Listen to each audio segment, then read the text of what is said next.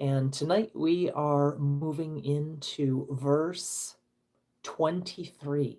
If you could believe it, we're already 1/6, almost 1/6 of the way through the 1008 names of Kali Maa as presented in the Kali Sahasranama. So we've been at this for 4 months, and thank you for everybody who has been joining. So before we get started with our verse names and forms of Kali Maa tonight, let us do our grounding, shielding, and salutations to the Holy Mother's Son, Ganesha. Bring your hands to heart center if you choose. Inhale. Aum.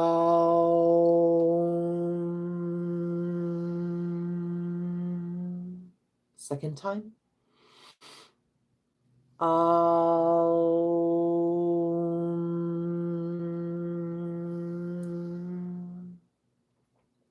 And the third time.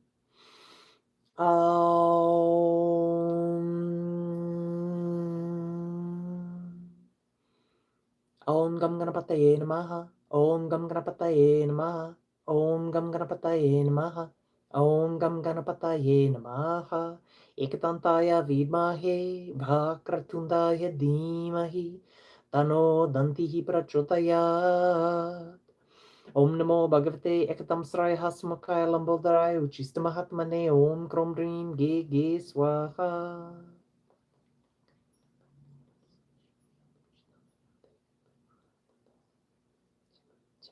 Jima. All right, so like I said earlier, we are on verse 23. Tonight we're going to be covering names 160 to 165 of the Holy Mother Kali Maa. And if you've been following along, we are going through the 1008 names and forms of the Holy Mother. So if you're not subscribed, go ahead and hit subscribe so you can catch all these or go back and watch the other ones. Good evening, Jema, Journal of Stitchery, Jema, Katyayani Beta. Good to have you here. So let's look at our verse for this evening. If you're ever looking for the verse, I've already typed it in the comment, and I also have it in the description of the video. Jema, Bhumi, Jema, Iris, Ma. All right.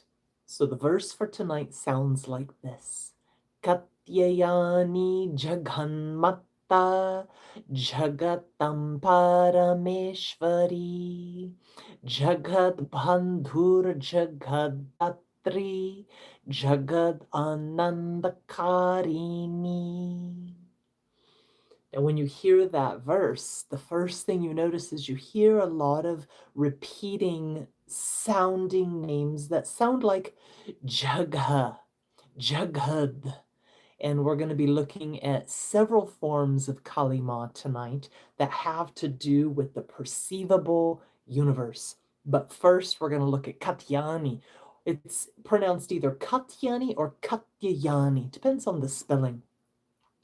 So I'm going to tell a couple stories for this evening, and Katyayani is going to receive a lot more attention in these names in this verse. So Katyayani means she who is ever pure. And there was once a great sage, and his name was Katyayana. And he was a great devotee of Ma. And he said, "Oh, Ma, please, may I have a daughter that you have embodied?" And so naturally, the mother came and gave him a child, embodied a daughter, and that daughter was named Katyayani. Now, Katyayani is often depicted. She has golden, radiant skin. Sometimes she's dressed in all red. Sometimes you see her in shades of pink. She's usually always riding a lion, and she has a lotus in one hand, a sword in the other hand, and then naturally she has the two mudras, which we've seen repeat over and over. Abhaya, giving courage, telling her children not to fear, and Varada, granting boons, grace, and all blessings. Now, Katyayani is usually honored on the 6th day of Navratri. So some of you already know Navratri comes 4 times a year. And this is when we have the 9 nights and 10 days to celebrate the Holy Mother. And Katyayani is one of those primary forms. And what is she celebrated for? For defeating the Asura by the name of Mahishasura. So the legend is found first in the Yagyur Veda, and secondly found in the Markandeya Purana. And so the whole story of Katyayani starts off when the king of the Asuras, king of the demons, his name was Ramba, he wanted to be given a boon that he would have the most powerful son that would rule all 3 realms. So Ramba, he ended up falling in love with this female water buffalo. The water buffalo was actually Kali Maa in disguise under a curse. So anyways, he and the water buffalo ended up having a son, and they named that son Mahishasura. And Mahishasura, he was extremely powerful. He ended up being given a boon. He said he didn't want to be killed by any man or any woman. But Brahma, when he granted the boon, said, you could be defeated by a woman. And Mahishasura was like, no big deal. So Mahishasura became so incredibly powerful, he waged war on all 3 realms for 100 years, until the point where he usurped Indra's power. Of all people, he usurped Indra's power. So Brahma and Vishnu and Shiva had to respond to all the cries of the Devas, right? And so Shiva, Brahma, and Vishnu, they ended up projecting light from their eyes that became an effulgency. And this effulgence was Katyayani. Now, all of the gods gave a certain power to Katyayani to be able to defeat Mahishasura. So if we go down the list, Shiva gave her his trident, Vishnu his Sudarshana chakra. Now, you might have heard this story already. We talked about this briefly way back in the beginning of this series when we talked about Durga. But let's keep going. Varuna gave Katyayani his conch or shankha, and Agni gave his dart, Vayu gave his bow, and let's see, Indra gave his thunderbolt, the Vajra, and Kubera gave a mace, Brahma a rosary and water pot, and Kala gave a shield and a sword. Lastly, Vishwakarma gave a battle axe. So here's Katyayani, beautiful, beautiful warrior goddess. And she was to go defeat Mahishasura.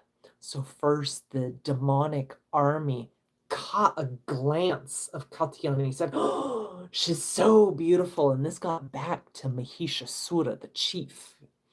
And Mahishasura said, go bring her to me. I want her as my consort. And that didn't happen. In order to win Katyayani over, she had to be battled. So Katyayani and Mahishasura, they ended up going into a battle for 9 nights. Tremendous battle that shook the world. But on the last night, Katyayani kicked him in the head, knocked him senseless, and decapitated him. Hence, her name, or a synonym for her name, one of her other names is Mahishasura Mardini. So a little bit more about Katyayani. She is one of the forms of the mother that protects devotees, dispels fear, removes obstacles, especially family and marriage-related obstacles. Chema. Now, there's another story. In the Bhagavata Purana, or the Srimad Bhagavatam, we hear about Katyayani, and there are all these gopis, and they greatly revered Katyayani. And the greatest desire was to be united with Krishna. And so they observed what was called Katyayani Vrata. And for this vow, they fasted on unspiced sattvic khichdi. They bathed in the Yamuna River. They offered flowers and garlands and diyas and fruits and betel nuts and ornaments and fragrances like sandalwood pulp. And they prayed. This is from Srimad Bhagavatam 10:22.4. Oh, great goddess Katyayani, oh great potency, oh possessor of great mystic power, oh mighty controller, please make the son of Nanda Maharaj, Krishna, my husband. I offer obeisances to you. So for an entire month, these gopis, they carried out their vows early in the morning with songs and prayers and offerings, and Krishna ultimately did appear. But that's a whole nother story. So it is still tradition in many parts of the world to pray to Katyayani, to receive a husband, to receive a harmonious family, and to remove obstacles in family life. Have you heard that story before? I've heard it a couple different times in a couple different ways. It's one of my favorites. All right, name 161, jaganmātā. Jaganmātā, she who is the mother of the perceivable universe. Now, Jagan, which we're going to hear repeated in each of the subsequent names tonight, means the world or the universe. And in this spelling, Mata means mother. So mother of this perceivable world. And I'm just going to read a poem that describes the birthing, the mother, the essence of this name to me. O Kali Maa, great Shakti Maa, mother and power of the universe. You are the energy and the heat of the sun, the flame, the light, the warmth, and sight perception. You are the energy, the movement and speed of the wind, the vayu, the breath that fills my lungs, the breeze which moves through the trees and touches my skin. You are the electricity and force of lightning, the current that runs through my nerves and the entire universe. You are the fluidity of the water in the oceans, the lakes, in the sky, and in my blood. You are the vibration of sound, the spanda of creation, the whisper in my ear. You are the molecular bonding and cleaving that creates differentiation in matter and in me.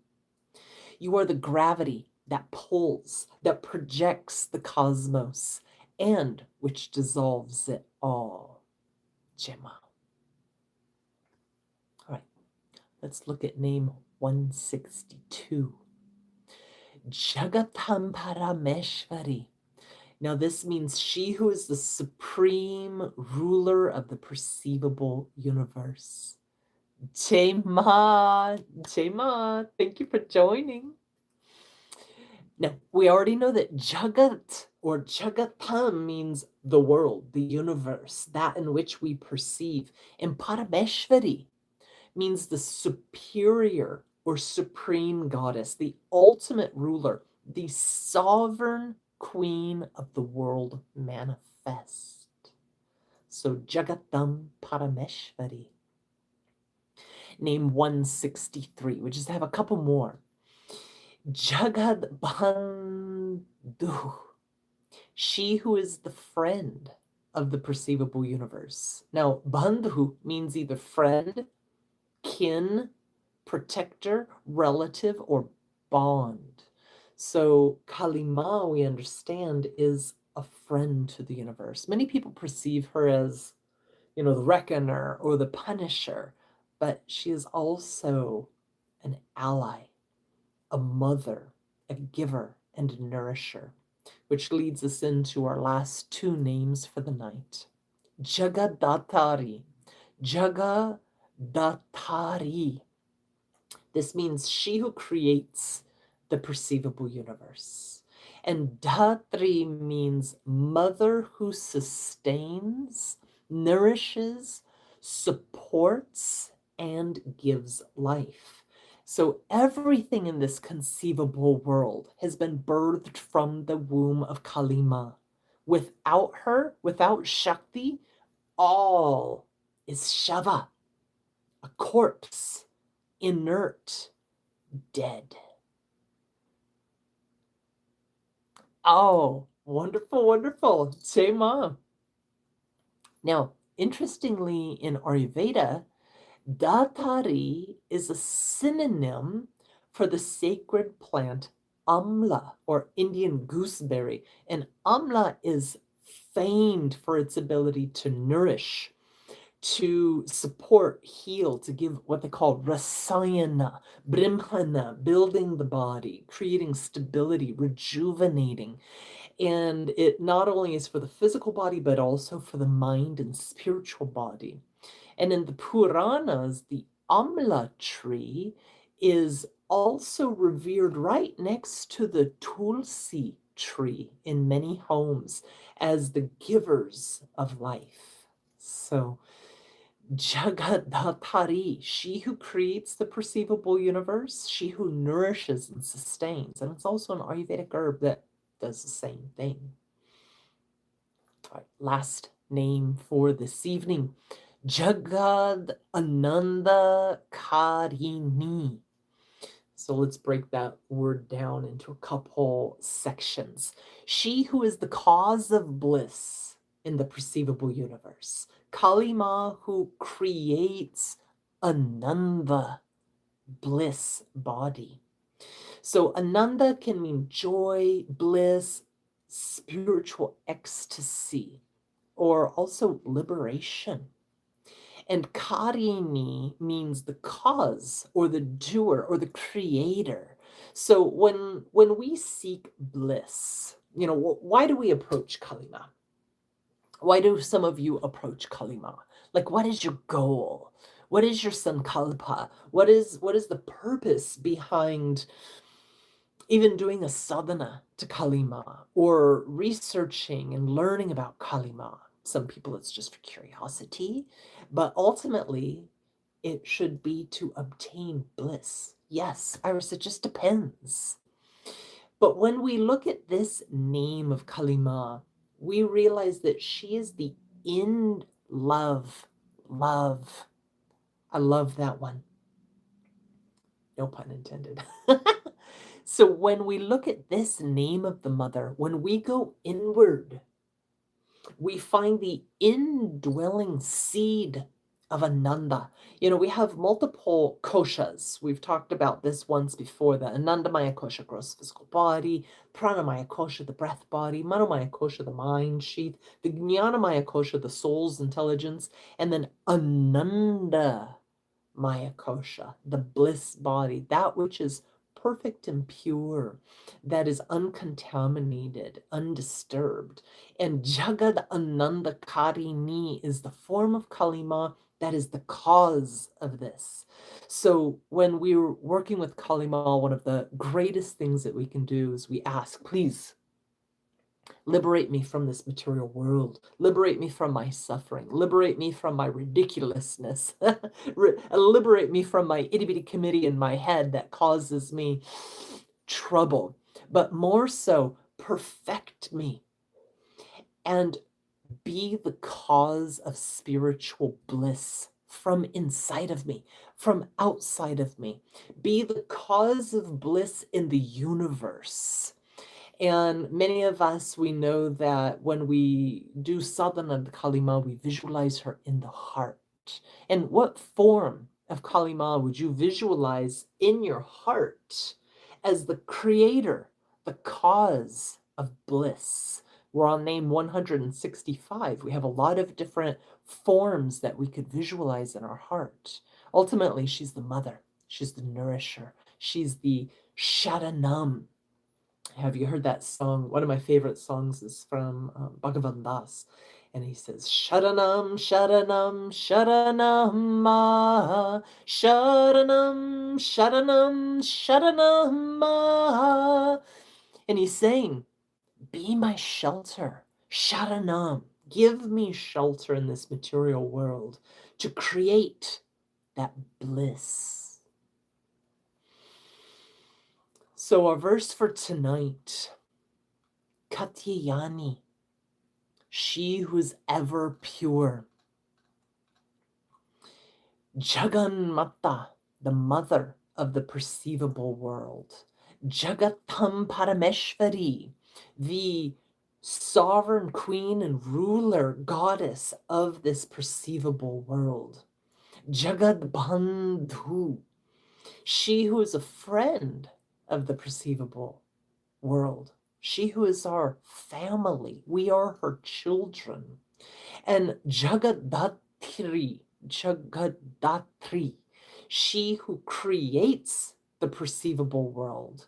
And lastly, jagadānandakāriṇī, she who is the merciless cause, the bringer of spiritual ecstasy and bliss.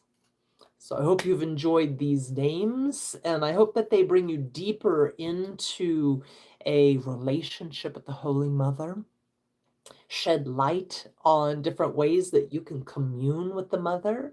And until I see you all next week, next Tuesday, 6 p.m. Pacific Coast time, remember, if you're not subscribed, go ahead and hit those buttons so that you catch notifications when this comes on. Thank you very much.